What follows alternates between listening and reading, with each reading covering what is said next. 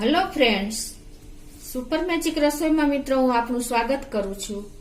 આજે હું બળીની રેસીપી તમારી સાથે શેર કરું છું મિત્રો। તો તમને ચોક્કસ આ વિડીયો ગમશે, ગમે તો લાઈક કરજો, શેર કરજો અને સબસ્ક્રાઇબ કરવાનું તો ભૂલતા જ નહીં।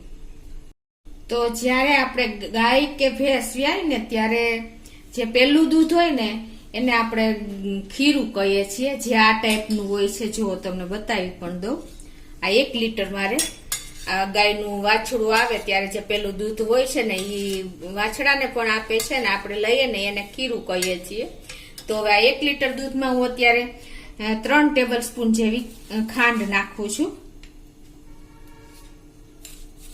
આ એકદમ પોષણ તત્વોથી ભરપૂર એવું આ આપણી બળી બને છે મિત્રો, એટલે તમે ઈ પણ ખાસ નોટ કરજો ને ગમે તે નાના મોટા સૌને ભાવે એવી આ બને છે।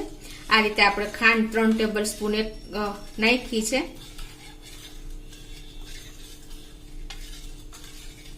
તમે જેવું ગળ્યું કરવું હોય એ પ્રમાણે તમે કરી શકો છો।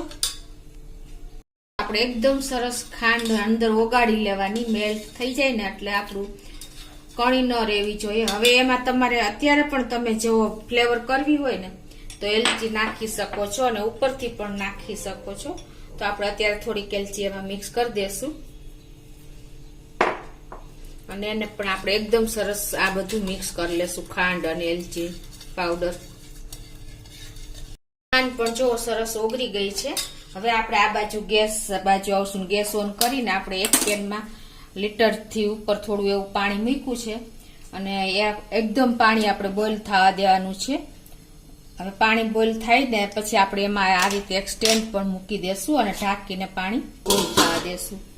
પાણી પણ બોઇલ થઈ ગયું છે। હવે આપણે ગેસની ફ્લેમ અત્યારે મીડિયમ રાખશું અને આપણે આ જે થાળીમાં આપણે તમારે જેમાં બનાવ્યું હોય ને એમાં આવી રીતે સ્ટેન્ડમાં મૂકી દેવાનું। ઢોકળિયું હોય ને તો ઢોકળિયામાં પણ તમે બનાવી શકો છો। અને હવે આપણે આ થાળીમાં જ આપણે જેવું આ દૂધ જે ગળ્યું બનાવ્યું છે ને ખીરું, એ ખાંડ નાખીને મેલ્ટ કરેલું એ આપણે આમાં રેડી દેશું। તમારે જેટલી પાતળી જાડી કરવી હોય ને એ પ્રમાણે તમારે આ ખીરું રેડવાનું છે થાળીમાં।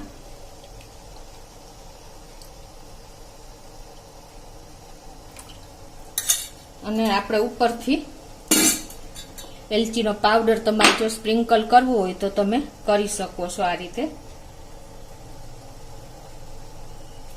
અને હવે આને આપણે સ્લો ટુ મીડિયમ ફ્લેમ ઉપર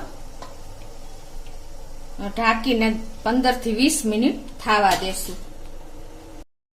તો જો આપણે 15 મિનિટ જેવું થયું છે અને જોઈ લઈએ।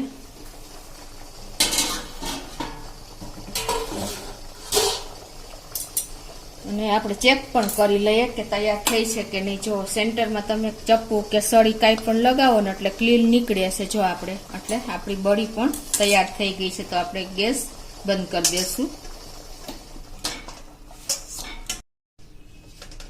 તો આપણે જો થાળી પણ બહાર લઈ લઈ અને આને હવે આપણે ઠંડી થવા દઈએ।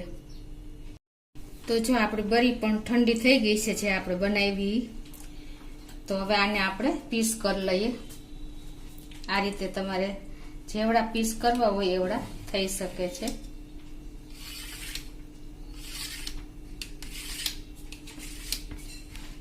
આ રીતે મેં પીસ કરી લીધા છે અને એ જ રીતે જો મેં આ બીજે પણ વાસણમાં તૈયાર કરી છે।